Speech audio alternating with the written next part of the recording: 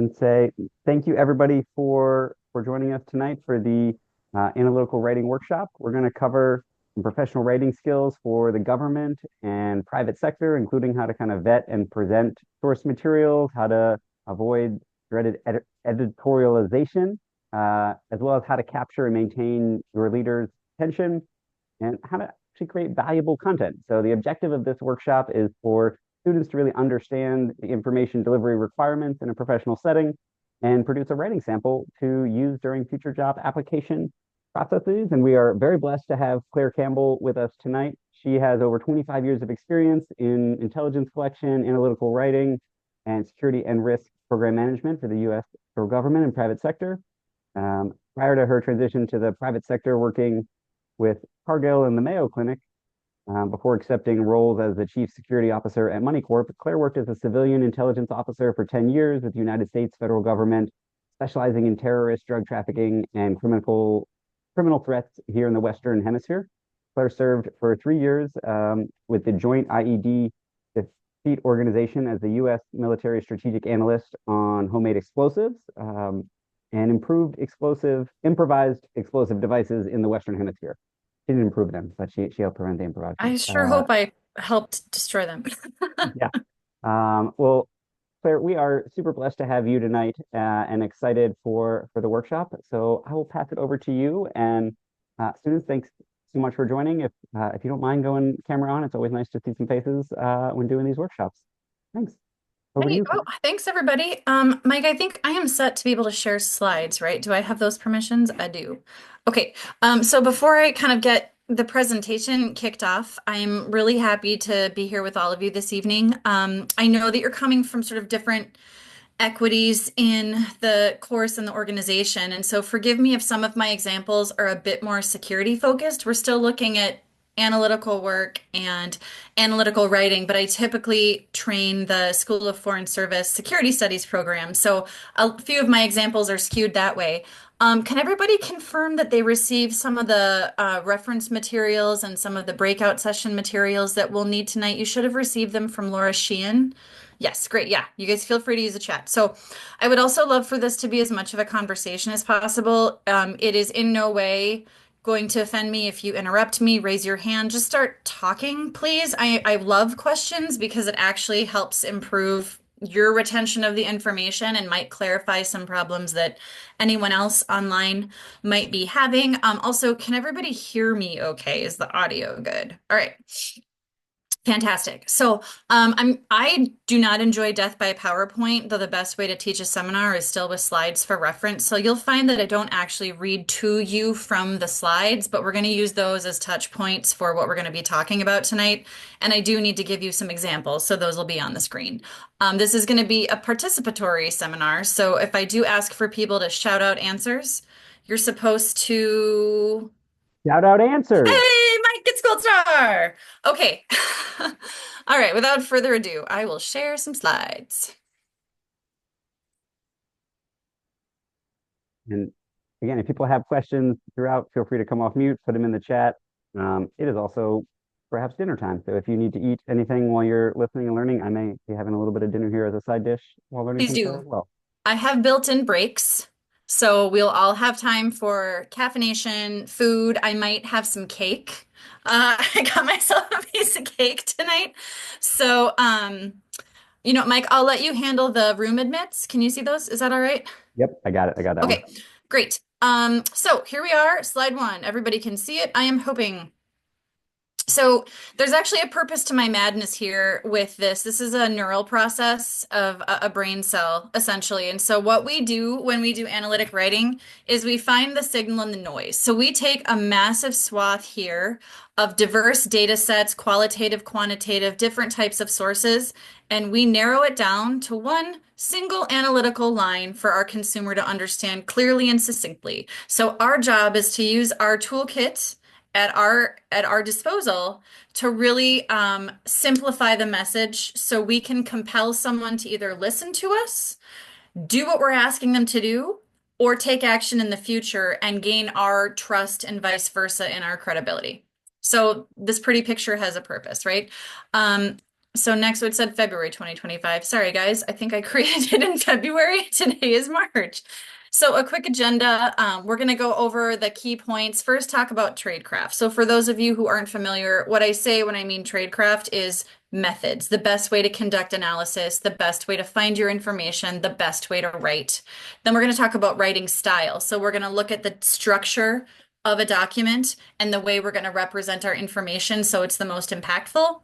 And then finally, we're going to talk about some resources you can use if you on your own want to go forward and also do some additional research. We're not doing a course assignment, though if you are interested, you could book some time with me as offered by the School of Foreign Service for a one-on-one 30-minute review of a one-page document that you yourself have drafted for some individualized feedback. Okay. Jumping right into analytic tradecraft. I don't do all of these fun fancy charts when I do analysis, but I do use graphs to represent some of the work I do. So we'll get into that a bit later.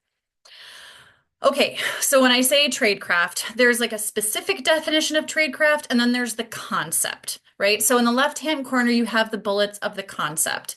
Someone has asked you to write something, or you in your role as a policy analyst, security analyst, diplomat, or insert term here, have decided there's an emerging event in your workplace, in the world, in your area of responsibility that someone needs to know about.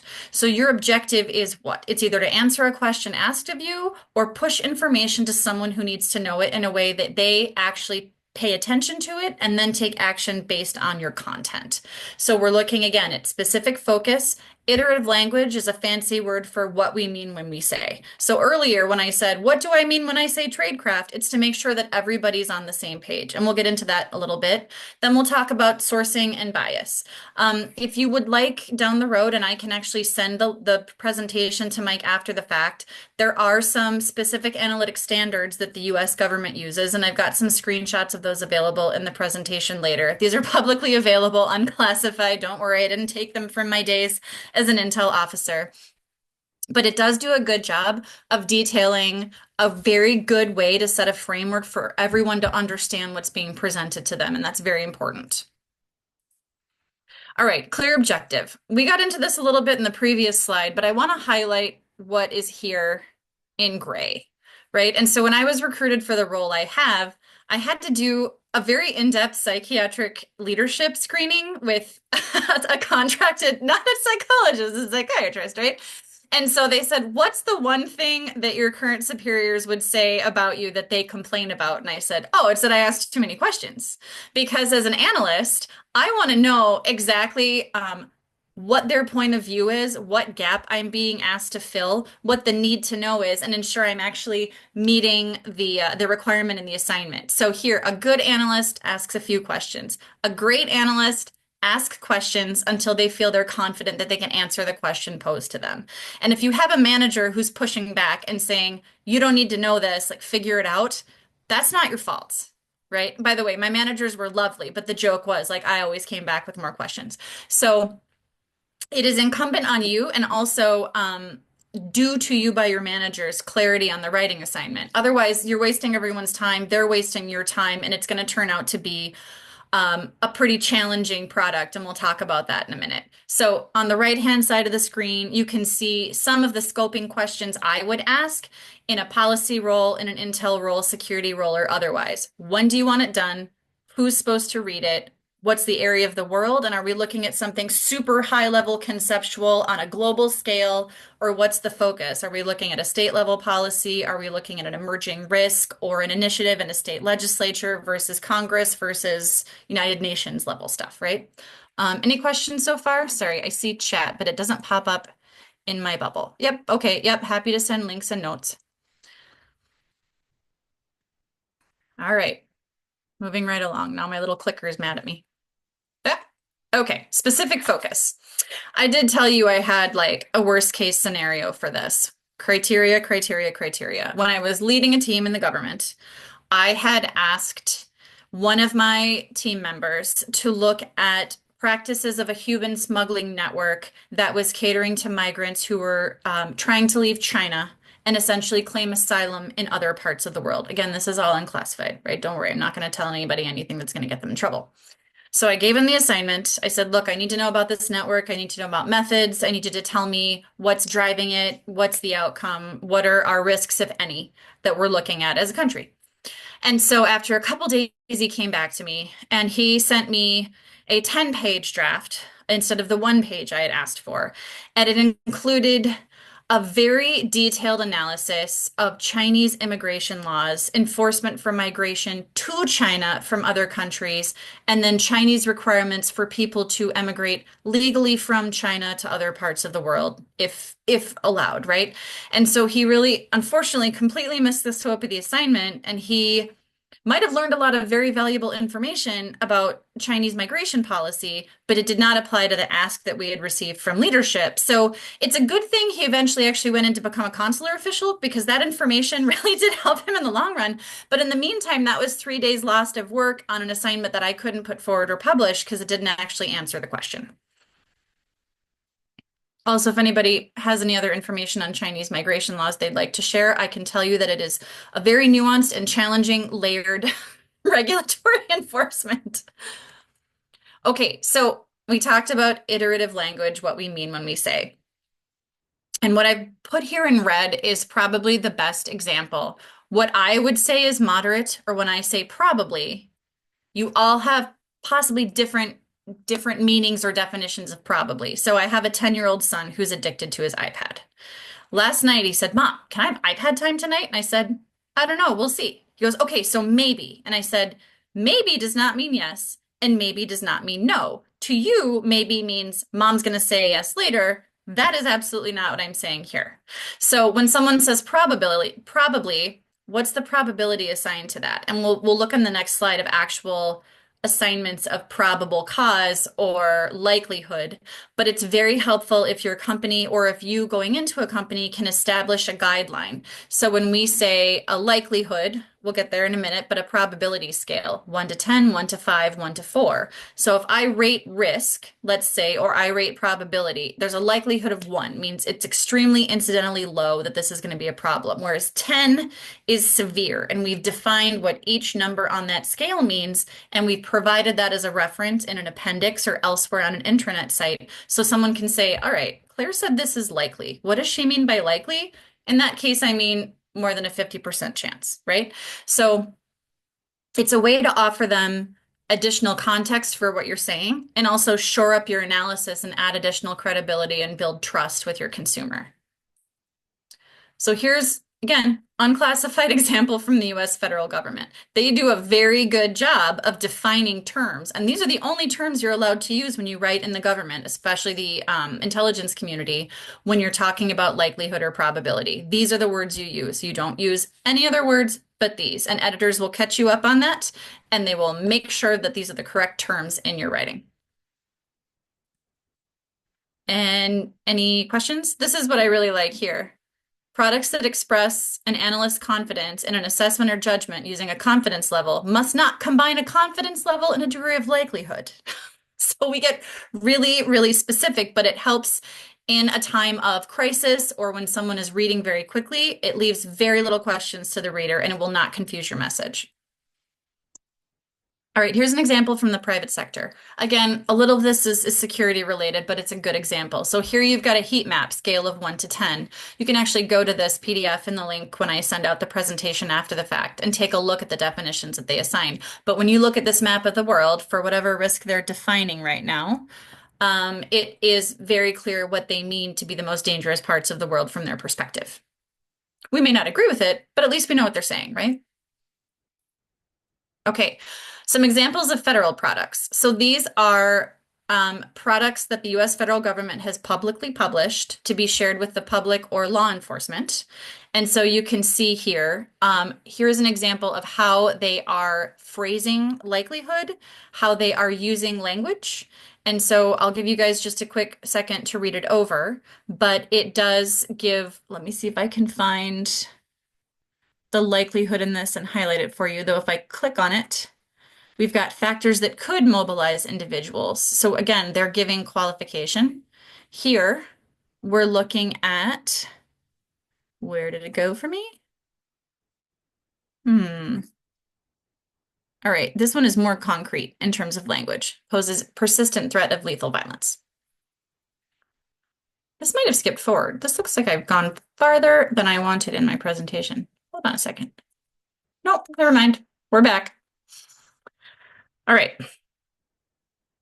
So here's a product example again of iterative writing, also with very direct language and probability.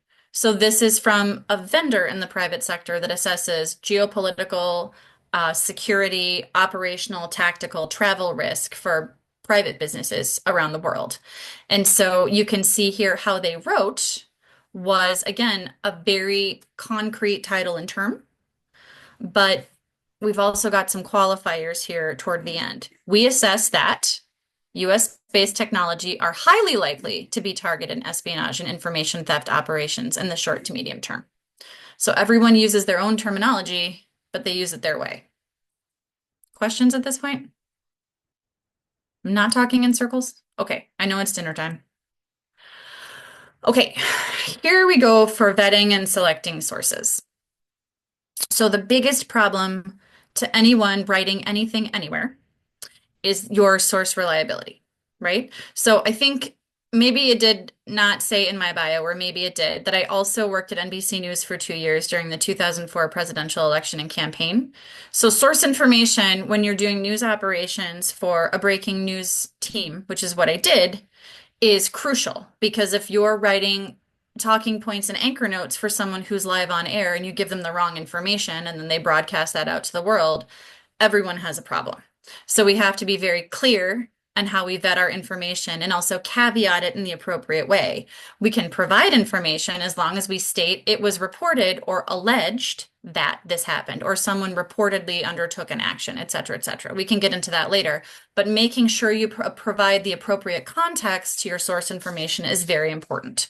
So when we look at mis and disinformation, when we say it's as valuable as vetted sourcing, it means you can look at the types of campaigns that are out there and find for yourselves what might be a targeted issue or a false planted article for propaganda purposes, for public diplomacy purposes, et cetera, et cetera. So one thing we should also do is look at biases, right? So we'll get to that in a minute. Sorry about that. I think my slides got flipped around when I was creating this. I'm sorry. So when we're looking at verified versus vetted sources, so if you're going to be relying on a news media outlet, again, I'm well familiar with how news media verifies and essentially confirms the accuracy of the information they're delivering.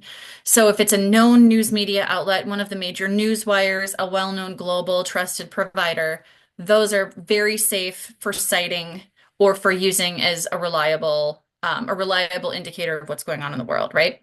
Vetted sources are people that you've used before, who believe they're giving you good information, who've given you good information in the past. But when you're looking at social media, the there's always the chance for error, right? Social media is good to see what's trending and being discussed. Social media is not good for accuracy and reporting. Now, I will caveat this by saying at this point, the news wires put their stories out on Twitter and other social media platforms long before the major news organizations do, because what the news organizations do is they'll take the wire story or something that's reported locally, then they'll repackage it with their own editorial information and some of their own reporting and put it out on their news platform. So what goes out in a newswire release on social media usually is 20 minutes faster than what you'll see on the New York Times or BBC or Al Jazeera. So it's fine if it's already a trusted news source repackaging its story, putting it out on Twitter like the Associated Press, Agence France Presse, all of those. But if it's, Janet down the street tweeting that there's a coyote loose in the neighborhood, then we have a problem. Does that help? By the way, that's happened to me. So then also accounting for bias. Obviously, some organizations that claim to be news organizations are not news organizations. So we can look at what these organizations are saying to try to demonstrate some public mis and disinformation campaigns, but we're not going to cite those as fact, right? So they're more reliable in the concept of what they're putting out, more so than what they're actually saying. And finally, this is where you have to take your own steps, the trust but verify, right? Maybe you need two or three sources more to really confirm this is an analytical story that needs to be told.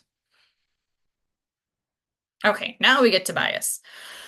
Um, so there's a lot of different biases we can bring to the table, and everyone has some form of bias just based on our view of the world.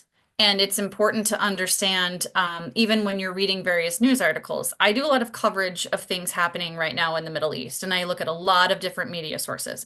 They can provide some excellent, verifiable, just hard data and information. I have to discard the editorialization because several media sources do have a very clear alignment or bias with certain parties in that part of the region, right? So Harvard actually has put out a very interesting implicit bias test that you can go to online and see kind of where you would fall in the spectrum of what they perceive to be bias, just so we can kind of inform our own analytical work because we're supposed to be as sterile and agnostic as possible and just have the hard data drive us as we're looking for how we're going to deliver information.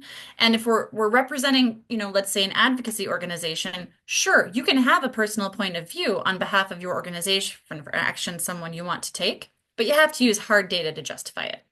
So as we kind of go through my ticked off bullet list here, we're adhering to our criteria. What were we asked to do?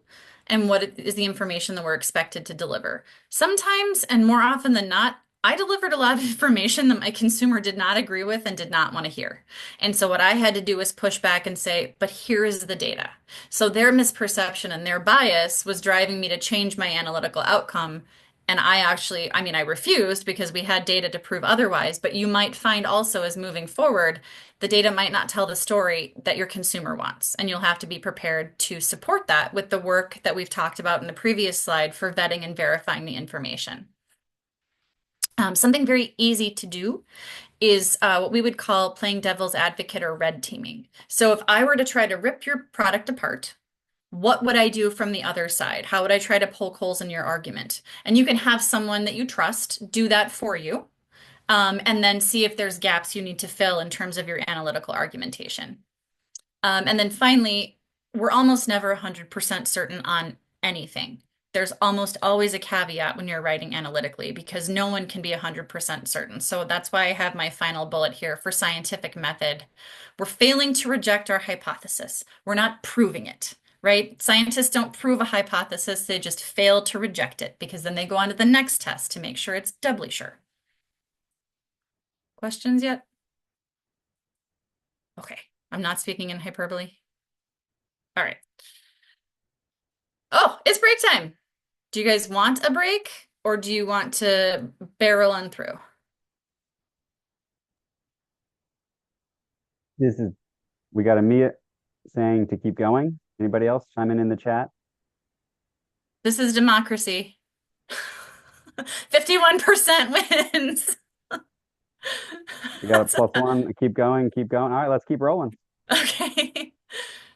Sometimes this portion takes longer if there are more questions, but I'm just going to trust that I explained this really well to all of you. All right. See, I had a key judgment. This is part of our analytical writing structure. And we had a forecast. I'm being super clever here. Oh, I see what you did there, Sarah. I like that. That's Oh, good. Easter eggs everywhere. Okay, Yeah. analytic writing style. And I will throw out there too, as we're going to keep rolling through it. Folks in the chat, what is one thing that you've learned or taken away a new idea, a new concept from the presentation thus far? It helps to digest a little bit as we're consuming all this great content from Claire.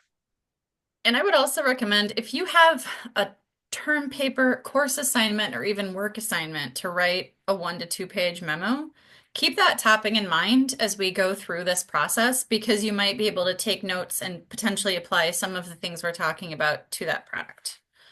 I see a chat note. You have a long question here if you want to read through that. Editor reader bias. Ah. Oh, I've had fun chats even today with program managers versus CEOs. So this isn't a short answer. I'll read the question back out to the group because it's a really good question. And it's something that, in any case, if you're in news, not in news, but if you're in any hierarchical institution, you're probably going to get someone questioning your work at some point in time. A, that's good. It means they read your work. So great, that's a win, right? B, it's going to be probably a longer process to answer their pushback than it is just the one time. So the question was, hello, the anecdote you provided about the editor-reader bias is something I've experienced acutely with an unethical supervisor for several years. Yes, I can feel your pain.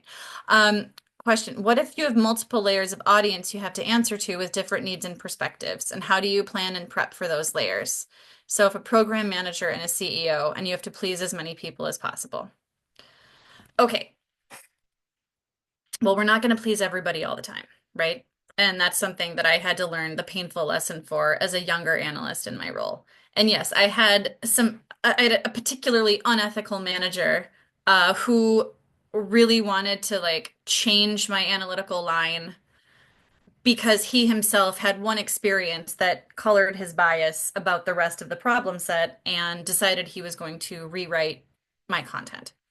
So I had a sneaky workaround because this was a very lengthy editorial vetting process within the government. So I just went straight to the editors of the document and I said, hey, my manager made these changes, but here's actually why the data does not speak to that. So can we talk about, making sure this is an ethical, sort of a verified document? And they were more than happy to send something forward that was correct. It kind of depends on where you feel you have gravitas and a little bit of sway in those, and it's very political. So in this instances where it's very political, I would tread lightly and just again rely on the data. And if you need to, document that you disagreed with the final editorial line. The other way to do it that would be less sneaky is alternative analysis. And we haven't fully worked that in because this is more of an intro to analytic writing, but you can actually include yourself in your document. This is my analytic takeaway. We'll get into how to write that one in a minute. But then at the bottom of the document, you could put alternative analysis. If these factors cease to be true, this is more likely to happen.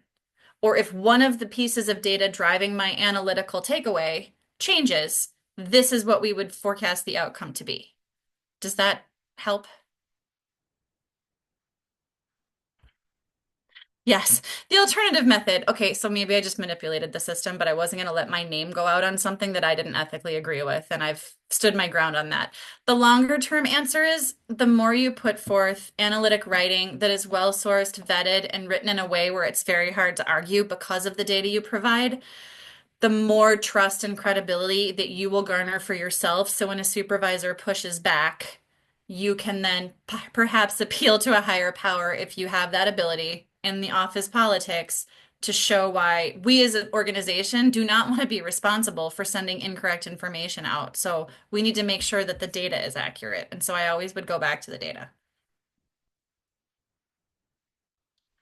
Okay, yes, work the connections. This whole world is based on connections, especially analytical writing. And thank you, Mia. Takeaway for glossary or lexicon when yeah, probably and likely. In my day job, when I arrived, I was like, we need a definition of everything what we mean when we say it. Those are absolutely no confusion across the company when I talk about market entry risks, right? More questions? Okay. Don't do what I do and throw your boss under the bus, but this guy in particular was fired for very unethical practices down the road. So please rest assured that if you see it, other people probably see it as well. It won't be the first time. No. You're very welcome. Okay. So digging in. I can't see everybody on screen, but if you guys could comment in the chat, how many of you have had any sort of training on how to write a one-page memo? Has anyone just like pop in a me, not me? Okay. Define training. A course like this or a class, an academic class where your assignment was to write a solid one-page memo, nor more than a page. Georgetown University Student 101. Excellent. Okay, good. Okay, so some of you who have had one-page memo training understand it is the complete opposite of everything you were taught in academia on how to write. Writing a one-page memo in this analytic fashion is going to be one of the most challenging things you learn to do. And this includes me. So I've been doing this for 25 years. right? But when I was in graduate school in particular, I had one class where the professor would only accept a single page memo. If we went over and failed to like deliver the appropriate information in that one page, we were toast. So he's a lovely man and I learned a lot, and that's how I learned how to write a one-page memo. So you're going to throw out everything you learned academically. You're not going to have a thesis, and you're not going to have a million academic supporting points and then like a conclusion that confirms your thesis was accurate, right? It's all going on its head. So just step away from everything you've learned in that regard or been reinforced from academia. And for those of you who hadn't done like a one-pager writing. And so we're just going to kind of start from scratch. All right, I'm going to minimize my chat. Okay, what's analytical writing? So there's actually a great answer to what do you mean by training for analytical writing? So this is my definition of analytical writing. There is probably many, many different products that fall under the scope of an analytic product. Right now, we're focusing on compelling one-page memoranda that, again, drive someone to do something you want them to do, get their attention, or keep their attention focused on a particular subject so they can make a decision, right? So in this case, it is a specialized writing style, and it is quite specialized to highlight a view, to get someone to do something, used private sector, nonprofit think tanks, academia sometimes, and then of course the government.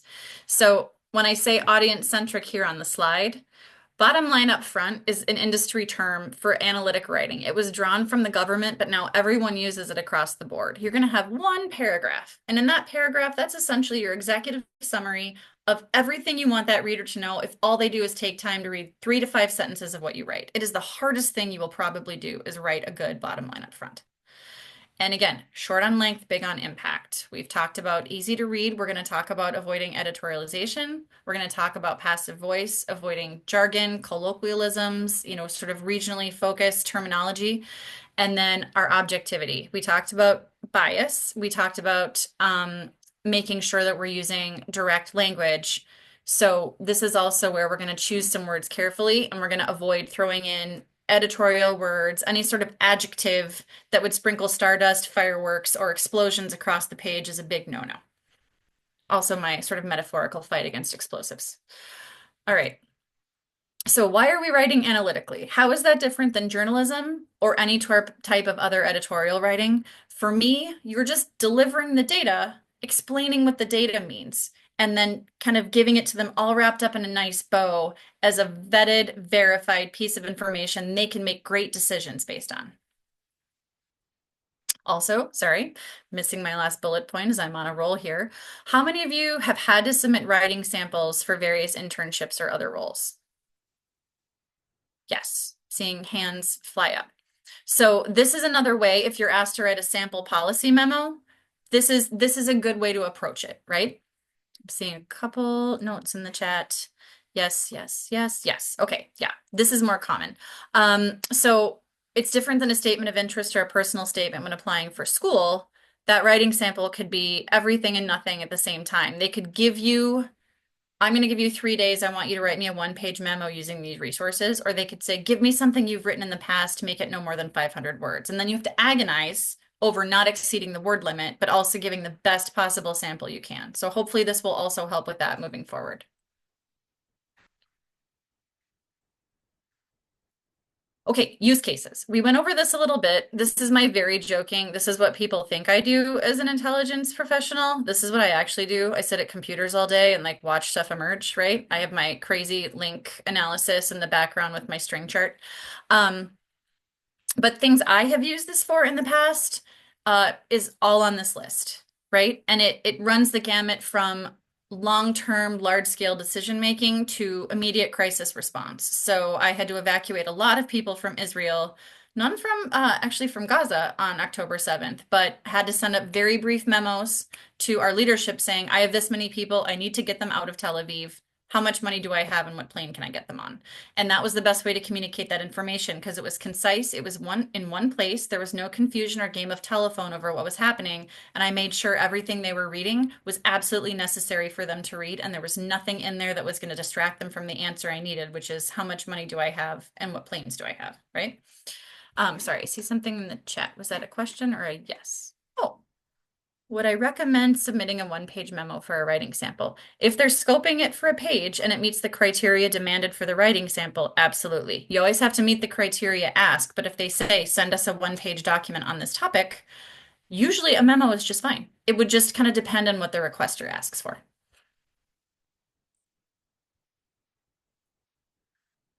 Okay, so we talked about the bluff. The bluff could be known as the executive summary, the key takeaways, the objectives, the overview of the document. It is, again, the hardest thing you will write.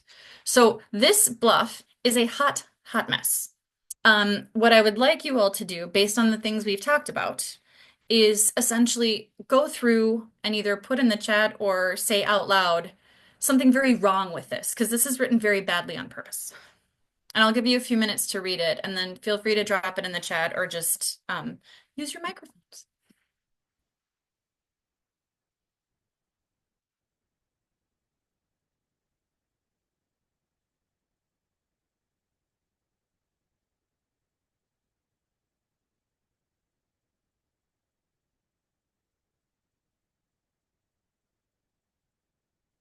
Can everybody see the text? I don't know if I can make my screen any bigger.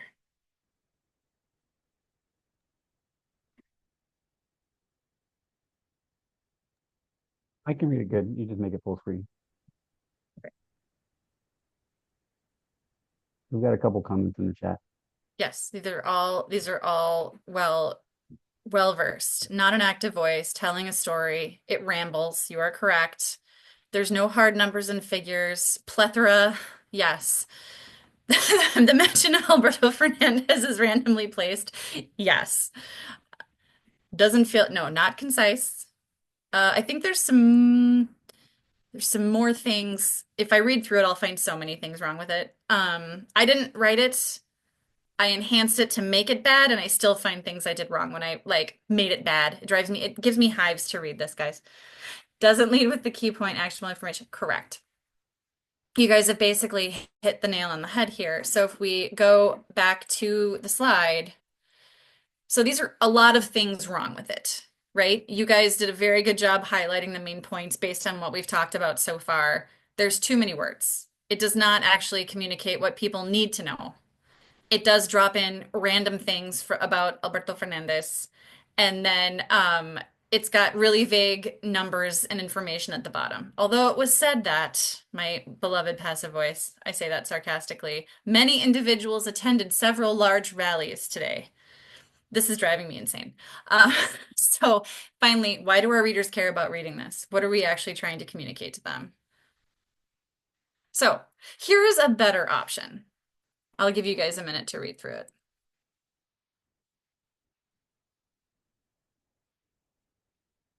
Yes, saw the last comments in the chat. Thank you. All very accurate. Well done. Gold stars for all of you.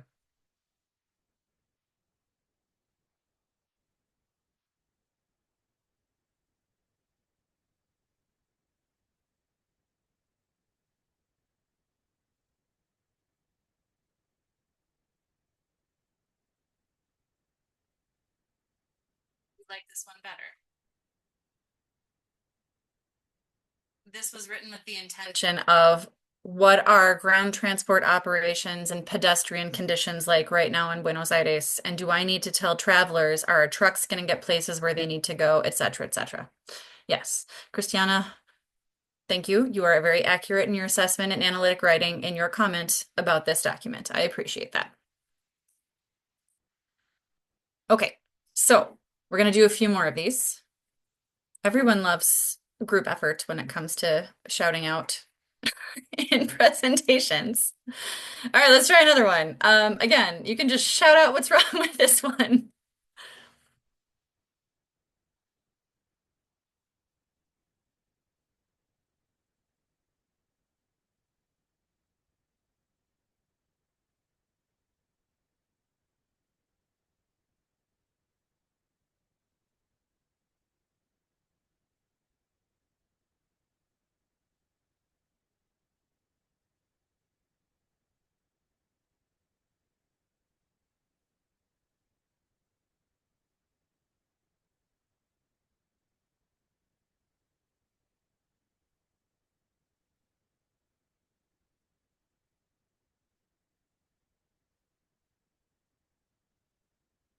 I have a feeling because this is a massive block of text that you guys are actually still reading this.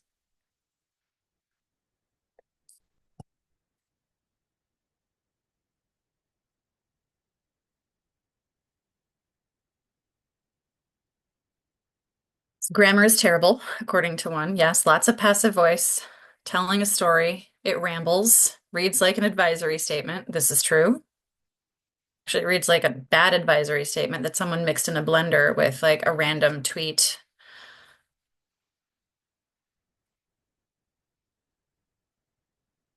Okay, I can spare you the torture of staring at this block of text for longer. Here's all the things wrong with it. Everything in yellow I hate. Okay, so we'll get to why. So how much of this is actually relevant to the question? And when we look at the corrected version, you can see we don't really need the scenario and the ask here to understand what's wrong with it. And I appreciate you all playing along here. So here's what we changed, right? I changed the format. It's the same thing. We put the most important information first, always. We summarized it rather than rambling about multiple sources and reciting them. And it was likely that, and maybe, and there was a lot of stuff, but I don't know how much stuff. And then we showed the impact. So we were direct, we had data, we showed impact, we're done.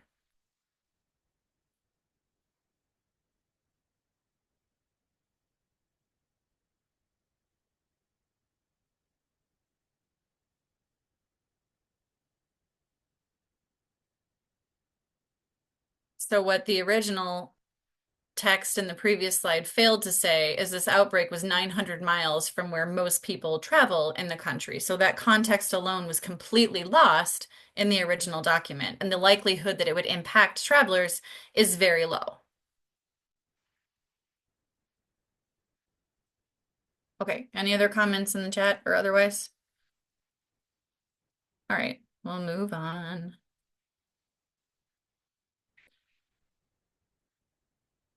Okay, so when we're writing a bluff, which is what you'll hear me say over and over in this presentation, bottom line up front, these are the key points to remember.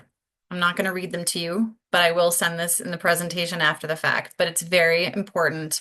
Specific data, simple words, get right to the point, impact is clear, and we don't waste too much time to give the very meat of what we want someone to know about a situation. Okay. So you were all, I think, sent a copy of this before we started. This is actually just for fun, or for funsies, as I would say with my children. This is my favorite memo ever written by Winston Churchill during the Blitz against London during World War II. He basically writes a memo telling his staff not to send him crappily written memos in the future. And so my favorite part here is, and you should have it in your inboxes, let us have an end of such phrases as these. It is also of importance to bear in mind the following considerations, or consideration should be given to the possibility. Most of these woolly phrases are mere padding, which can be left out altogether and replaced by a single word. Let us not shrink from using the short expressive phrase, even if it is conversational. This is why I love this memo. Stop wasting my time while I'm at war. Give me as few words as possible in my memos, and let's all do better. It was great. So you can just have that for fun moving forward as a happy Churchill reminder of how not to write memos for Churchill. But I found it in the course of doing a lot of research to prepare this seminar, and I find it to be delightful to this day. Okay, yep, Mike's saying where you find the memo. All right. So here's a quick breakout I'm going to give to all of you. For those of you that are able, check the email that Mike just referred to in your inboxes. I've sent to you 3 or 4 sources. Now, this is the part where we're going to pay attention to criteria and the ask. You don't actually need to draft an analytic product for your exercise. What I ask that you do is read through the sources I sent you, which should be about 3 or 4 articles, quite short, and then refer to the question here. You're an employee in your government's foreign ministry and have been asked by your boss to prepare a background memo on Russian allegations of Ukrainian attacks on Russian sovereign territory and other tactics that Russia has employed to justify an attack on Ukraine. So we're going to summarize what Russia is attempting to do, and you can just pop up 3 or 4 key points or key takeaways from the data that I've sent that are trends that we could be considered vetted and verifiable or allegations made, and you can couch them however you want. You guys can feel free to drop a few sentences in the chat using what we have to date, and we can kind of talk about what your key findings are. We don't have to craft an entire bottom line up front, just drop in some key points that should go into the bluff. So if everybody's clear, you can have 10 minutes. I will be online to help here if you have questions. But if we look at it right now at 6:47, I'll ping you guys in another 10 minutes at 6:57 and we can kind of take a look at it. If anybody has a problem finding the articles I sent, let me know. Thank you, Claire. This sounds great. And yeah, let us know if you didn't get that email from Laura, you don't see the materials. Just put your email in the chat and I'll make sure we forward it over to you right now. You can also ignore the vetting and verifying. I used fairly well-sourced and trusted, reliable international media, so don't worry about that part.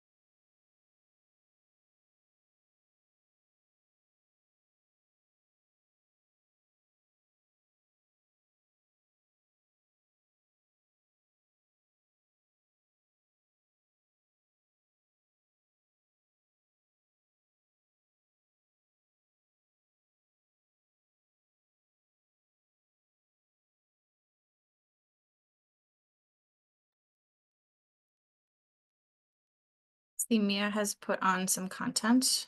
Fantastic. Hopefully you guys are wrapping up a few key points to throw in there.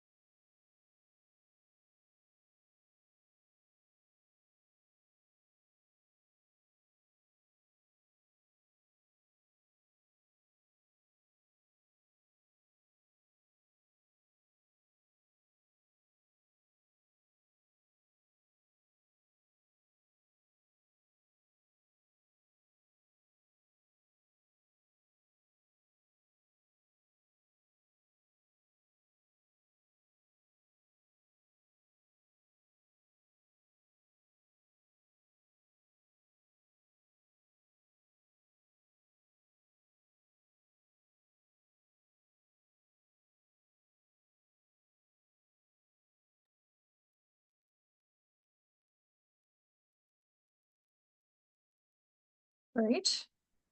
Okay. I see a second one. Thank you.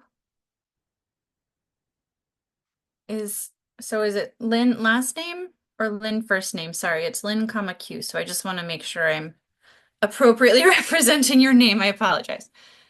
Yeah, it's my last name. Got it. Yeah. First name? First name is Kifon. Kifong? Okay, there we go. Because all I had was Lynn coming. Thank you. So if we look quickly as we're going through both Mia's and Kifong's content is great. And you can see everybody's going to represent this a little bit differently based on your style. But the key points you've both put together are similar in trend and similar in content. You might have represented it differently, but you do hit the key documents or the key points that we would put in that bottom line up front.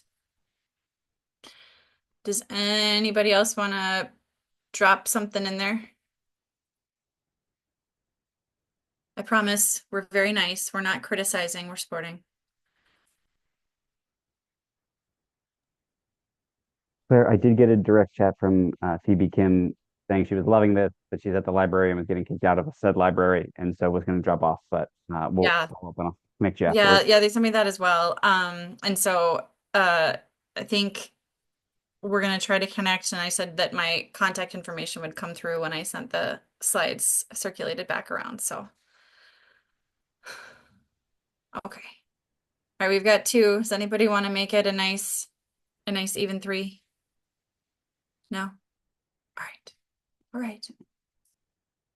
Okay, well done to both of you. These were both fantastic. Hit all of the key data points that would we want to communicate in that very first paragraph of a document. Did you find this to be harder than you assumed to write, or was it fairly simple? It depends on who is the boss. Yeah, that's true. Very true. Okay, moving along.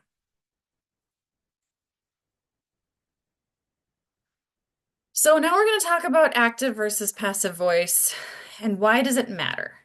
So, given that a lot of you are in academia in some form, I'm guessing that either in undergraduate or graduate studies, you have gotten feedback or at least training on how to recognize passive voice. Am I wrong or right? Is this a new concept or is this something that you've at least had on the surface? I've heard the words before, but I don't know exactly that I would know how to define them as distinctly as you are. Sometimes it's a thing that you know it when you see it, but there are key phrases and words. Yeah, Mia has, yes, been informed of passive voice writing and methodology. So there are a few exceptions we'll get into when passive voice is acceptable, but many times it takes too long to get to the point, and the reader, basically has to go through a word of text when we could flip it to more of an active phrase. So if you see here the examples, If we're using words like it is, insert word here, by, or came to pass, or had, has, have done, did have, could have done, all good triggers for passive voice. So as you can see here, and I think you can see my screen as I'm sharing it, here are examples of how we would make this phrase active voice. It is believed by the intelligence officials a terror network has been recruiting. Intelligence officials believe that the terror network is actively recruiting individuals. So here we've taken that, flipped it to make it a little bit more impactful up front. We're just delivering the punch right away, and we're taking out sort of the lead-in that Churchill hated in the memo that we talked about. Same thing here. So, It was Claire, just to demonstrated. just Oh, to go ahead. recap though, it's active voice and they're actively recruiting. I mean, that's like Ah, double active. yes. It's our double whammy there, 2 for 1. Um, and then passive voice, it was demonstrated that. And again, go back to our active. So we'll have a few more examples here, and we'll let you guys also shout out some of the things that could change to sort of reduce the passivity in the language. I have staff that work for me now, and I found that, sorry, there's something in the chat. Oh, taught us to use the zombie test to know if we're using passive voice. Say more. I like this. What is the zombie test? Mia, can you share? Yes, essentially, she taught us that if we were to use passive voice, like in one of the examples you have, how it says it was demonstrated that. So if I were to say it was demonstrated by zombies, whereas when I read the active one where it says weak information security infrastructure contributes to a higher risk of cyber attacks, there's no opportunity for me to obscure the meaning by adding like by zombies. So if it's like super direct and active, you can't obscure the meaning, but if it's passive and you can add that in there easily, usually it's because you need to use active voice instead. That's what she taught us. Your professor is my hero. This example is spectacular and absolutely true. I love it. Yes, absolutely. So it takes practice, and I find that some of my staff who went through their education academia outside the US, more in the Commonwealth states like UK, Australia, passive voice is like the vernacular they use there. And so there's constantly sort of snippets of writing I'm finding where the passive voice filters back in because that's how they were trained in higher education. So still highlighting it to this day, and it will take a lot of practice to eradicate it, but Mia's absolutely right. If you can insert a different actor in the phrasing, it means we need to shore it up and tighten up the language. Okay, so next slide. All right. So here are some very few examples when you could use passive voice. However, I still try not to, and I to this day still correct myself. And when I edit myself, there are still times when I find I use passive voice where I could change the phrasing. But usually I find it when I'm giving travel guidance or when you're giving some of guidance. It's, we have stated that the area remains safe for visitors in this example. It's a little bit passive, but you can see here where it's hard to say have stated by zombies. Yeah, sorry, I'm going to use this. I love it. That the area remains safe for visitors. So there's some places where you have exceptions to the rule. It's not the norm. Still try to see if you can kind of work it out of your day-to-day as you write, because you will find it's a much more impactful method for information delivery. Okay, moving on. Okay, now we get to do another group exercise. Hooray! I know it's that time of night. We might be under-caffeinated, but if someone would like to take a crack in the chat at example 1, how we can make the sentences active voice. I mean, multiple people just drop in the chat. Pretty please.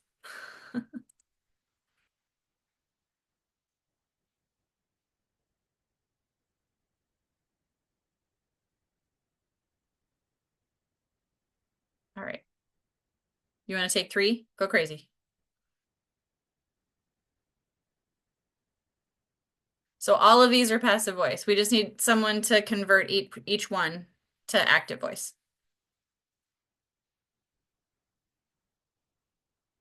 Yep, Mia's got it. I think that the zombie test has actually like done its work here. This is mind blowing. I'm going to use the zombie test for the rest of my life. So thank you. I'm going Yeah. to teach it for the Yeah. rest of my life. Mia, I want to Yeah. give your professor credit, but it's too good not to use. Does anybody want to take an example too? I promised you guys these are, yes. There we go. Yes, perfect. Perfect. I made them really easy to convert. Yeah, these are great. I think we've got them all. All right, so active versus passive voice. It's going to take some while to identify it. There are times when you could use it. Please try not to anyway. And then, as I mentioned over and over, because this is the really important part of the active versus passive voice unit, it takes time. So everyone's still finding it. And unfortunately, Editor in Google Docs or Microsoft Word does not call out for passive voice unless you set it, but there's not an AI function in there yet that can find passive voice for us. Okay. Do we want to break now? 15 minutes is what I built in. We have roughly probably less than an hour to go, but we did build in 2 hours and want to be able to leave some room for Q&A if we need it. There might be an AI function. I'll take it. I actually don't let my grammar settings in my Microsoft Word in the day-to-day go too invasively into my documents because I write a certain way for a reason, but you're right, there might be an AI function. Just please don't chat GPT it. All right, everybody want 15 minutes? Is that okay? Yes, no, thumbs up, thumbs down. We can do shorter if 15 is too much. That is yes to 15. I've got one yes. 2 yeses. Yeah, let's take a break. Yep. Majority rule. Okay, let's circulate back here. Let's say at 7:20 my time, 8:20 yours. Sounds great. Okay, we'll be back shortly.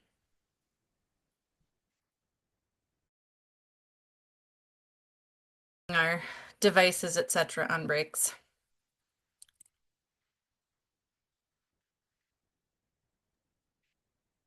All right, when we're all here, just give me a friendly wave, high five, hand reaction, something.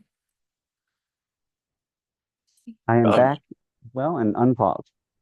All right, I think we've got some high fives popping up here. All right. Okay, so the last part of our journey together is going to focus on analytic writing structure. So when we are, oh, I like the smiley face. Thank you. So when we are looking at structure, this is actually how are we going to lay out our argumentation? How do we put the pieces together in the actual document? So the first part of our presentation, we talked about the methods we need to collect and present accurate information. Then we talked about how are we going to actually put that information, excuse me, on the written page. And this is in what order do we put the information now that we've learned the right way to caveat it, describe it, and essentially word it. So without further ado, we're going to do our memorandum overview, right? So we're going to focus more on short memos today. Longer term products, I would say, are anything that is longer than 3 pages. So it could be 3 pages to infinity, but I define a short product as 1 to 3 pages maximum. So we've talked about our topic sentence. We're going to talk about our bluff. We did a little bit of practice. We're not going to get more into practicing the bluff today just because we have time constraints. And I know you all probably would like to wrap up your day as it's later for you on the East Coast. I forgot to mention, so I live just outside Minneapolis in Minnesota, so I'm an hour behind you, but I work remotely from home and my firm is based in London, so I have weird hours all the time. So the best way that I would lay out a memo, that I've been trained to lay out a memo that I find the most effective. So we have our bluff, we do our supporting data points in bullet form, and then we'll have a recommendation or some sort of action we'd like the reader to take if they make it that far in reading the document, honestly. But that most important top paragraph that we've talked about, that 3 to 5 sentences, that's really the bread and butter of the document. So practicing how to write a good, succinct, informational, summative paragraph is really where you're going to find your key analytical skill. So short reports. this is what I talked about. I said maximum 3 pages, 1 to 2 is the ideal. And who are the potential audiences for short reports? This is going to be the people who honestly think about it, don't have time to read long reports, unfortunately, or who get reports that someone else reads for them and then summarizes, which I think you've probably had that experience in some of your roles. So this would be, again, policy memo, an issue update, or any sort of summary or situational report if you're in the middle of a crisis, right? And then long reports, these are going to be longer in-depth studies that are more academically formatted. You'll have your key findings in your executive summary, maybe some recommendations on the first page, a lot more supporting data and research broken out into the middle section, and then your conclusions and probably number of appendices and resourced information, right, with endnotes or footnotes. In my experience, these are usually in the form of a white paper. Has everybody heard of the term white paper? Do we know what I'm talking about? If you're in DC, you probably do. It's just an informational research paper. I don't know why they call it a white paper. I don't know where the term came from, but it's become just sort of a commonly recognized term for a longer sourced research project. And if we keep moving right along, as I talked about earlier, but now we have it on paper, our one-pager policy memo layout. So an analytic title. This is actually going to be difficult to write as well. Not everyone needs to write an analytic title, but it would include incorporating some of your analysis into the title of the memo itself. So it depends on the tasking, it depends on your internal company's internal style. But it could be something like writing a headline, but that headline would have more analytical or editorial information, shall we say, than, we've got mass protests reported in downtown Buenos Aires. This would be mass protests unlikely to impact travelers in downtown Buenos Aires. There's your analytical title versus just regurgitating the news. Is that tracking? Okay, so I'm going to stop sharing this screen because I need to put my money where my mouth is, and I can show you a report that I wrote that actually helped me get the job I have now. So I might as well show you a real life example with me in the hot seat here. So I'm going to stop sharing this. There's nothing proprietary in this because I wrote it on spec for my prospective, now current employers.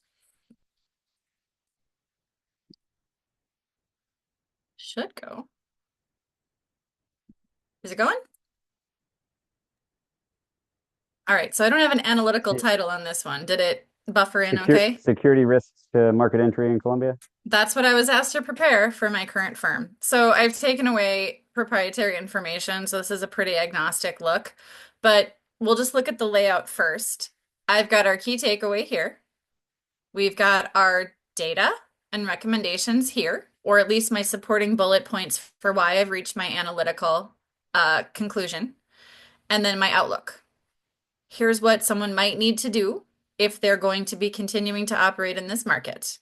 So this is also where I think, unfortunately, our student who had to depart asked a question on where would I put potentially challenges to my analytical line. This is where you could have your alternative analysis section. So as we keep going farther down, this is where I have an appendix. So if I had to go over a page, the bulk of my data is here in the appendix. Now, I didn't endnote or source it, but I did refer to my sources here, Transparency International, et cetera, et cetera. And so that's where an appendix comes into handy, because if you can't fit everything into a single page, add an appendix. They can read it or not, but you still met that 1 page limit, and you've still provided additional information should they care to like look at your resources or want greater reference for why you've come to your conclusion, right? So I'm going to scroll up, but this was just an example. If you guys would like to read it over, I can hopefully, I think you can see it here, but this is really the key takeaway. So I will leave this up and then I can scroll down when you guys would like me to if you want to see the rest of it.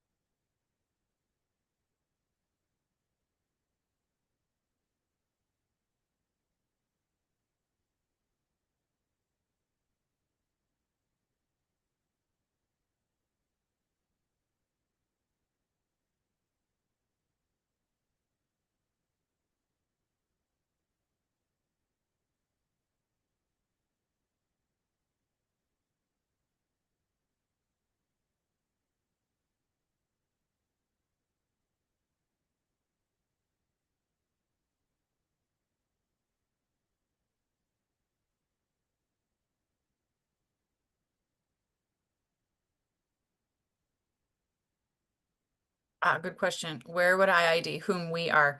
In this case, is implied that it's my team or my program's assessment. So that's also sort of an industry common standard. When you have a team internally and they know it's coming from a financial intelligence team, an internal policy team, we assess means the royal we in that regard of our team or our program or our part of the company assesses. Does that help? Thanks. You guys want me to scroll down?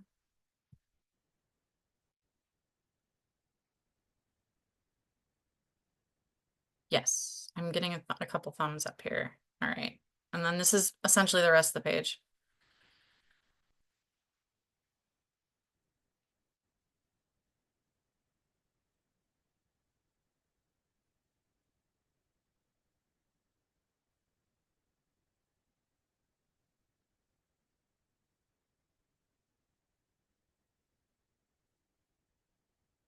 Perhaps a scathing review of the current administration, but also accurate. Sorry, I lived in Colombia for a while. This is something that's in my wheelhouse. So when they asked me to do Colombia, I was like, let's go.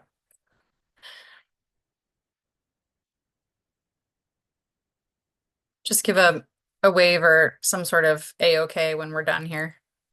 And any comments or questions? I'm also happy to take feedback. I am not above above the law. I have some points of curiosities. Sure. Do, have you scheduled in an ideal situation, would you schedule a kind of like a meet and greet with the clients ahead of time, like kind of to scope and frame your reports? Um, Upon the delivery, do you send it, or you kind of what are your best practices to smooth out the delivery and then to minimize the revision? Very good question. So I'm hoping that the revision requests are minimal based on a lot of questions I front load. So in this case, they gave me a scope. I asked a few more questions. I had done a lot of background research on the company and what its interest was for market entry and the type of financial services they offer. So did a lot of research on my own. And if there's still things I couldn't answer, I would obviously send additional questions to refine the scope. Most of the time, things like this are delivered in a PDF document, right? A lot of your policy memos are just going to go forward. You asked for it, here's the deadline. And I'll just send it with a statement like, let me know if you have questions. Happy to hop on a call and explain the analysis. Let me know if there's anything I left out. Usually they'll read it, they'll ask some questions. That's great. I think you would be hard pressed to find a situation where they outright disagreed with you or were confused, as long as you're kind of doing what we've talked about with make sure it's just sourced with data to explain it. So if we're writing it in a way where it's clear, active voice, hard hitting, concise, some data points that are absolutely necessary and some key takeaways, that usually mitigates a lot of questions in terms of the information and the message you're trying to convey. Now, if they have questions on what's the black market peso exchange and what parts of the country are more vulnerable to the trafficking we talk about, that's great. We can definitely have a conversation. So I always just offer up, look, I'll be available at your convenience if you want to talk about it. Does that help? Thank you. Yeah. Mia asked if my area of focus is Latin America. It was for 15 years, and then it became the whole world. Lately, it is mostly Lebanon, Syria, Israel, Turkey, and Yemen. So I learned really quickly over the last essentially 5 years, all of the geopolitical, historical drivers to the current day there. Best reasons I use to extend deadlines. That is actually a very good question. So usually it's because I need more time to verify information. And um, I personally hate missing deadlines, but there are some cases where there's just unforeseeable problems, right? If you can't get the source information immediately, or when you're doing your scoping for the project, that's usually when I push back and I say, okay, if this is the information you want, this is how long it will take me to prepare based on the type of research and data I need to acquire. So it's it's also, again, that mitigating up front with the scoping questions and the repeated inquiries for parameters usually helps with deadline problems. And then honestly, I'm just honest. So I think the thing that I probably should build into a slide, just right read on the page, is you're never going to know everything. And if you don't know something, just be honest and own up to it. I don't know. Let me look into that and I'll get back to you. That is the best answer you can give as a policy analyst, a security analyst, an analyst at an advocacy firm, etc. It's, I don't know, but I will find out. Give me X number of days. Most of the time, unless the leadership themselves are under a very tight looming deadline, they're quite flexible and reasonable. So just giving the explanation of this is the data I need to find, this is my reasonable timeline, this is when I can expect to get it to you, is typically what I found that works for me. Most of the time they don't give me deadlines because every CEO's deadline is I want it 2 weeks ago. So I just sort of already operate that I'm going to be late on their agenda, and then just I work from behind and catch up. It's totally, I mean, I'm being silly about it, but it's true. They all want everything yesterday. So as long as you're understanding that like the tempo of the world doesn't really align with human circadian rhythms, we'll be okay. Well put. Thank you. You're very welcome. Mia shared she's doing a capstone on how Syria can achieve domestic security through its foreign policy with Turkey. They're trying, aren't they? Let's see if Qatar gets in there. Yeah.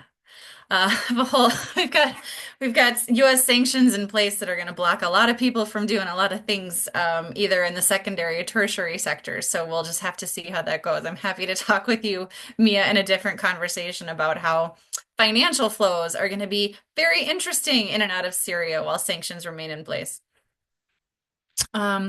Okay, so unless there's more questions or comments on this document, I am also happy to scroll down if you'd like. I'm going to stop sharing and we'll get back to kind of the last points of the presentation. But did this help overall explain what I'm talking about when we do an actual structured layout of an analytic piece, which is put all the pieces together in one spot? All right. Back at it. Is it going to start me from the beginning? Oh, come on, slides. I'm usually able to jump right back in, but this is giving me. All right, there we go. Nope, it did it. Give me 10 seconds, ignore my scrolling. This is great scrolling. I'm really impressed with the finger You guys, dexterity this is here. like a quick recap of everything we've done. Yeah. Do we do that one? Do we do that one? Nope. Oh, look, we're caught up. Okay. Executive summary. So this differs a bit from your bottom line up front. That's your analytical story. The executive summary might be a one-page document for a longer form, right? It could be the cover letter or the cover sheet on a long research study. Hopefully some of you are versed in writing executive summaries in your roles if you're working in think tank institutions or, you know, supporting graduate research programs. And so that's something that I actually still am writing for my supervisors when they're submitting reports to various governments for audit or regulatory purposes. I'll slap an executive summary together for them so the reader understands here are the threats we know of in the country where we send financial services. Here's how we've mitigated it. Here's why we're comfortable being there. Boom, one page. They get the key takeaways right away. Everyone's happy. We're not violating sanctions. Life is good, right? I'm being glib, but that's basically my day. So, also for an executive one-page summary, the bluff might be the only thing they read. You might give them a 50-page sourced report. That one-page executive summary is most likely the only thing that your bosses are going to read. I love my boss dearly, and I've been writing him almost daily updates on, you know, the insurgency in Eastern Democratic Republic of Congo and Rwanda's role. And yesterday he's like, tell me again where in DRC it is. So it's not his fault. He's a really busy guy. And I'm like, all right, I'm just going to send you a map. So here's an example of how a government report is put together for, again, that analytic structured writing we've talked about. You've got a declassified intelligence community assessment, right? And you've got your key judgments up top.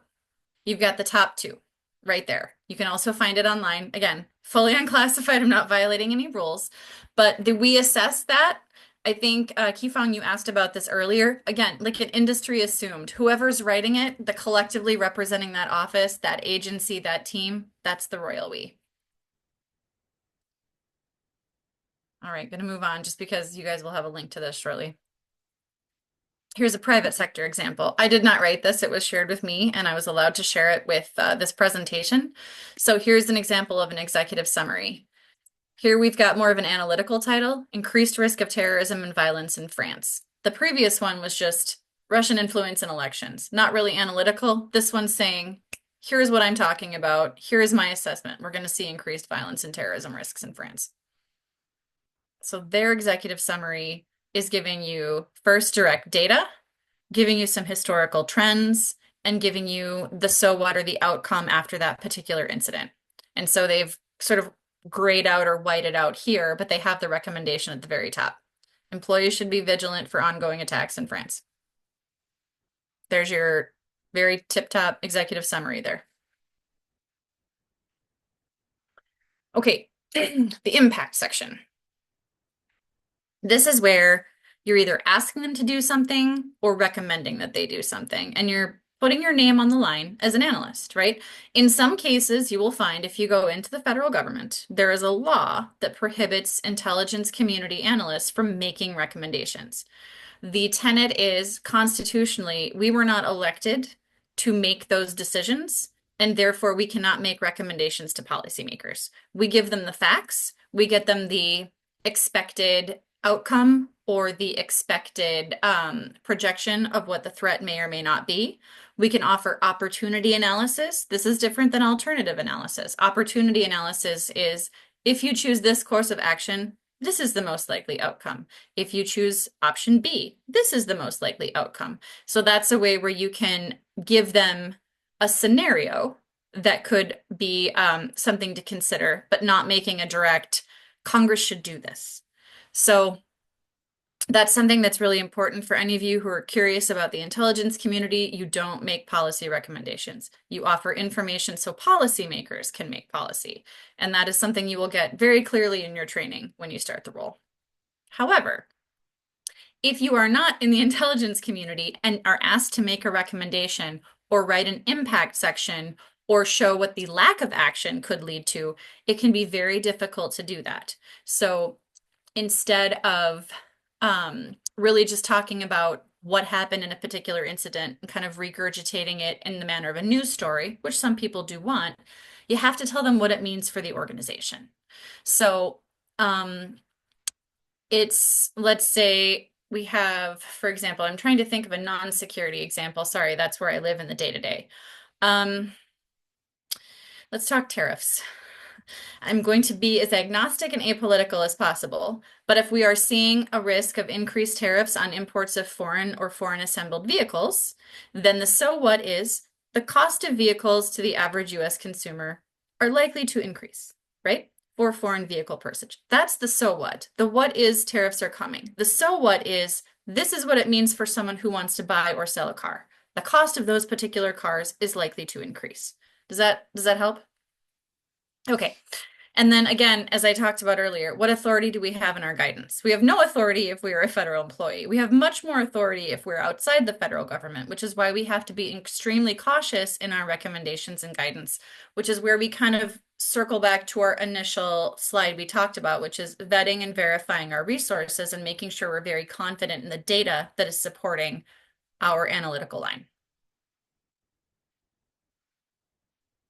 Okay, so here's an example of an impact statement from an advocacy organization. And I highlighted it better back in the day, but for some reason when it upgraded PowerPoint, my computer screwed up my highlighting. So forgive me, but the last two paragraphs here are essentially showing our impact from, I think this is from Amnesty. Yeah, it's from Amnesty. So the last paragraph and the sentence below is really what I was trying to highlight. If you don't act, we are looking at significant loss of life and human and civil rights violations. It can't be any clearer than that.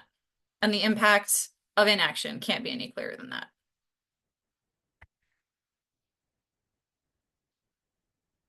Okay.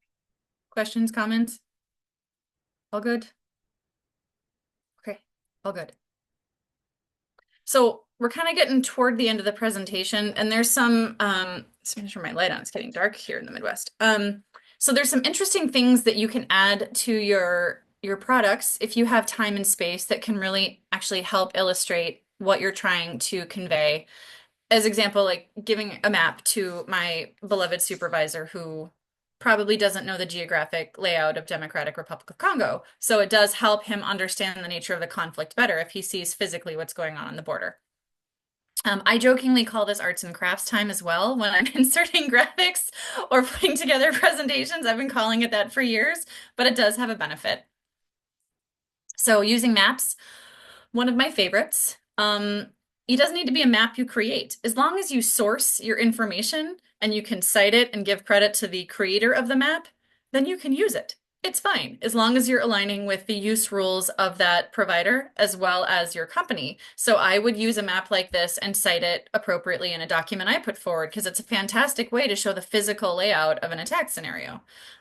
It's also a really good way if we need a timeline. This timeline here is fantastic, but open source media, or for those of you not familiar with the term, just online vetted and verified news media, does a fantastic job with graphics and timelines. I mean, the New York Times graphics team are my heroes because they can put into visual representation large amounts of data that can be really hard to put into prose. So in some cases, finding someone to help you represent data in a different way can further underpin your argumentation. So if any of you are familiar with Power BI or Tableau or any type of, I guess, algorithm or large language model that can take big pieces of quantitative data and put it into pictures, again, I'm sort of reducing it, but that's really what it does. It's pretty fantastic to help people ingest the story you're trying to tell. So graphs and charts, we've talked about this as well. Another really good way to show the gravity or demonstrate sort of pictorially something that you're trying to represent or an argument you're making. And then infographics. Infographics kind of had their trend back in the day. I think it was pre-COVID when the world had time to worry about non-pandemic related things and everyone was trying to figure out a new way to introduce their information. And it became sort of the style de mode of analytic writers, or at least anyone involved in information delivery. It's still pretty popular, but it's essentially just doing more of a graphic representation with little short bullet points of information you're trying to convey. It does work better when you're summarizing a study rather than doing some more in-depth analytical writing. But we've included here a few tools that'll help you create an infographic if you like, because it's still quite popular. That's if you want to sort of send off or even print a poster for people to consume on, in their free time, honestly. Okay, we don't need a coffee break because we just had a long one. And last but not least is some more recommended resources for improving writing skills. So some of this is just technical writing. You might have been assigned or recommended some of these books in graduate or undergraduate courses, but they are still the gold standard for writing and information delivery. So practice makes perfect, right? I have been doing some sort of analytic writing, news delivery, intelligence writing, business intelligence writing for 25 years now. And it's because I've been doing this for 25 years that I can quickly write a one pager that we've talked about, but I don't think I would have ever been able to do that 25 years ago. I agonized in that professor's course that required the perfect one-page memo once a week to make sure it was the perfect one-page memo. My very literal type A nerdy brain was like, I am all in. I'm going to crush these memos, right? And so, but it was through practice and feedback and practice and feedback. And eventually it gets easier. And eventually I could start writing it in my head and then put it on paper later as I read through news articles because I can start forming my analytic line. But give yourself time. It will take time. I do recommend reading multiple news sources from multiple angles every day just to know how information is being related. I talked a little bit about the focus I've had in the Middle East, North Africa, Levant region, and obviously the news coverage from different news sources there can be very different. So examining how they're represented helps me understand, again, kind of the gray area where we might find more of the direct data truth than some of the editorialization that's been included based on the type of the source information. And then I did say practice on writing analytic reports. So if you all would be interested, I think Mike can help you figure out how to maybe book a half-hour one-on-one session with me to go over a one-page draft. I do that quite frequently with Georgetown. I'm a contracted career coach that works not just with analytic writing. We do one-page document review. We do cover letter review, resume review, job search strategy, things like that. But the analytic writing is kind of where I have built up my career for sure. So I feel very comfortable jumping in with all of you if you'd be interested. Unfortunately, we just didn't have the time for me to book 30 minutes with everybody in this class the way that it was set up. So forgive me for not offering that, but it's possible. And then also some additional resources for policy analysis. So these are two very spectacular and again, very well cited documents on writing for policy analysis. I don't know Condoleezza Rice, but I do know Amy Ziegart through a few folks, and she is a very like sort of lauded and storied professional in my field and very highly respected for her skill.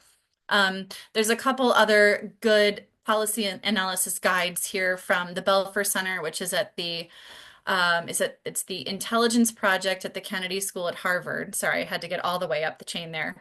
And then Stanford also has some good white paper guidelines. I think I sent over also in the bulk of documents you got today a really good one-page policy memo. I think it's from Central College. I read through a lot of memo examples, and this was a pretty fantastic one, and it also annotated why it was written well. So it's just another sort of touch point for you as you go through and you're writing your own documents to kind of look and compare on where they've provided support. And then our last one would be if you are interested in government intelligence. Alan Dulles is an old guard in the field and has passed, but he was one of the founders of modern U.S. intelligence apparatus. So it's worth a read. I think, is Mark Lowenthal at Georgetown or is he at Harvard? Correct me if I'm wrong, Mike. We'll take credit for him. Yeah. Fine. I can't remember. Sorry, guys. It's been a long day. I have a lot of multinational conflicts I keep track of. And then if you are, again, interested in getting into the national security environment, intelligence.gov actually does a really good recap of all of the different types of intelligence because there's not just one. It's not just the CIA. There's actually now, I think, up to 17 that fall under the intelligence community umbrella, and they all have a different role in the broader scheme of things. And then finally, this is me. This is my LinkedIn profile page. Feel free to reach out and connect. And sorry, why am I getting urgent messages? Never mind. I have to change my furnace filter. I'm not sure why my phone is sending me 20 different alerts about that. And then direct email if you Well, would. Claire, would you say that message though? Did it include the bottom line up front? Yeah, it's time to change my furnace filter. They just sent like 7 in a second. So yes, my furnace filter needs to be changed. There's my AI. The robots in my house are running my thermostat and telling me my filter needs to be changed. So yeah, these are 2 ways to connect with me. If you'd like to get together for additional feedback, you can reach out through Mike to the Career Center or to me directly, and would love to hear from some of you. I always appreciate feedback and thoughts on the presentation, how to make it better, what was confusing, what worked well. So we've got at least 10 minutes left for Q&A if you guys have any left. I'm going to stop sharing, assuming that you've either done a screenshot of my contact info or you're just waiting on the presentation. Yeah, Mia, you have your hand up.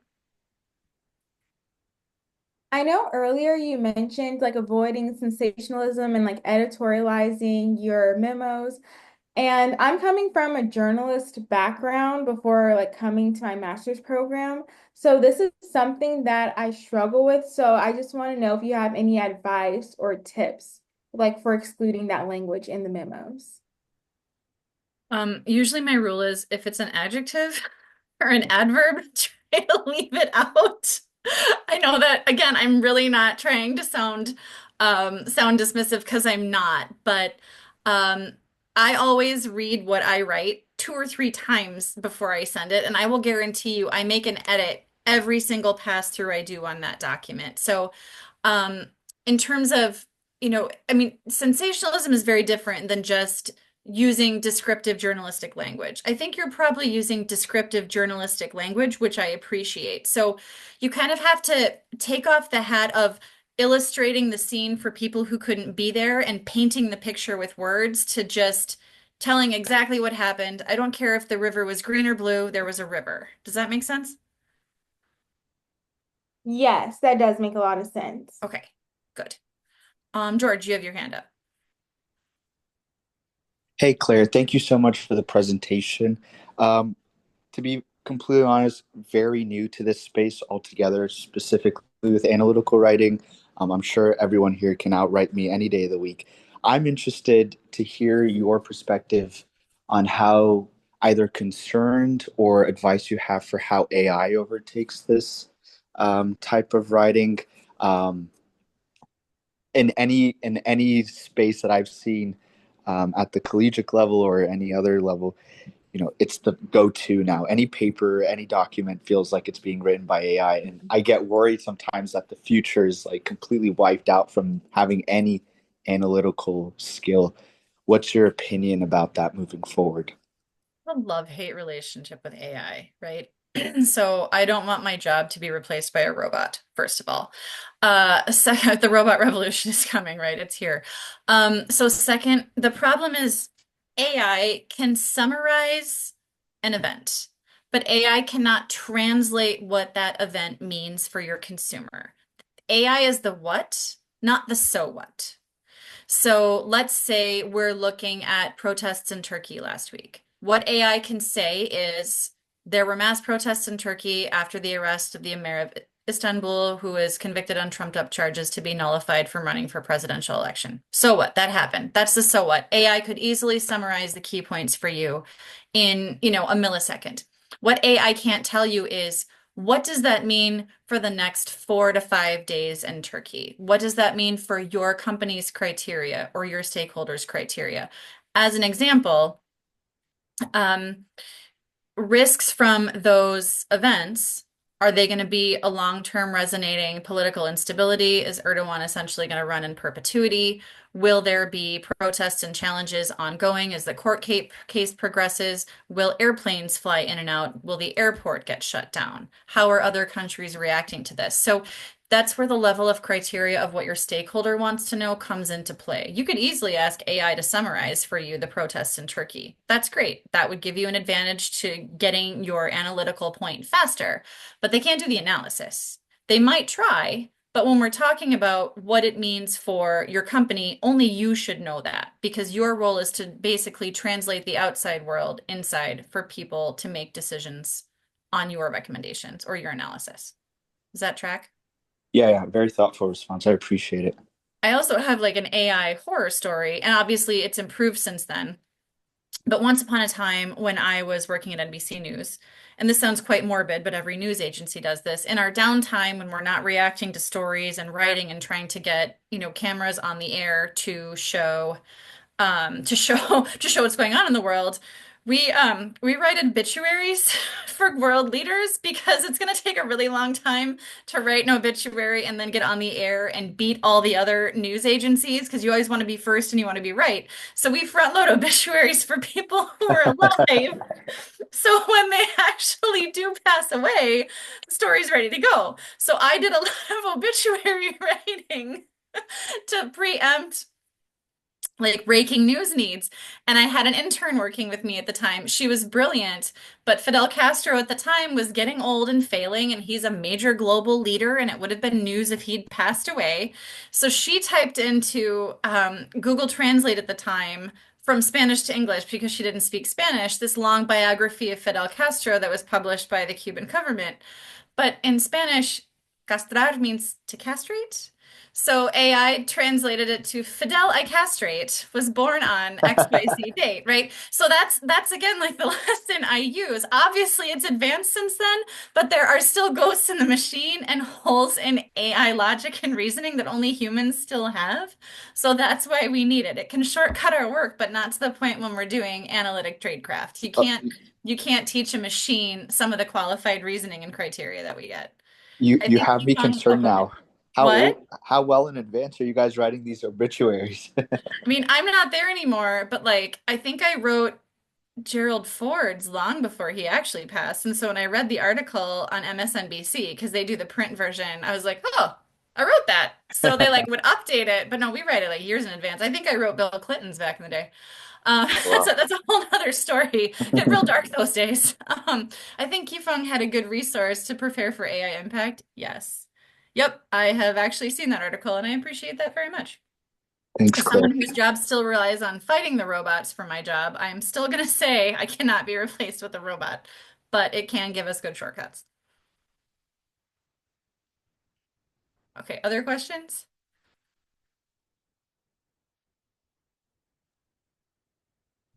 I just want to say thanks, Claire. This was awesome. Really, really great session. I will graciously receive the slides from you and any other things. If you have like a calendar link or what the best way is for students to schedule, Mhm. I will also upload this recording and at the end of the week, send an email out to everybody, both in my class and the other current students and alumni who RSVP'd. Some are here and a few couldn't make it to share all of the resources. And yeah, thanks. I learned a lot and Mia, you also get a star next to your name for introducing the zombie test to us because I think that was a bonus lesson. Yeah, I mean, Mia's going to get credit for the zombie test unless her professor's name surfaces. So it's just going to be Mia's zombie test from now on for me. Love it. This is how you get famous. I think if we have to perhaps write Mia's obituary before the zombie apocalypse, we'll put this in the obituary. I think that's how it works. We were fighting a zombie apocalypse. Then it was the robot revolution. Then we had an actual pandemic. And I don't know what on earth we're preparing for right now. But I'll go back to zombie apocalypse these days if I can take it. Because as you guys can tell, I'm a little punchy after the day I just had. In any case, thanks to Mike and everyone for having me. I would love to connect with you all on LinkedIn. This is not a business pitch. I think you'll find that like I only charge money to educational institutions. I am more than happy to help students in a conversation or an informational chat. Like it's my pleasure to do it. It's my responsibility to help train and craft the next generation of people to replace me. Because if I don't have good people that are coming up working and basically training to replace me, then like we're all lost. So this is my sort of pay it forward, pay it back moment. But yeah, you guys have been great. Thank you for humoring my knowledge tests and my demand for group collaboration, even though half of you are probably strangers to each other, but I really enjoyed it and hope you did too. Thanks, everybody. Have a great night. Take Good care. night. You're very welcome. Bye. Thanks.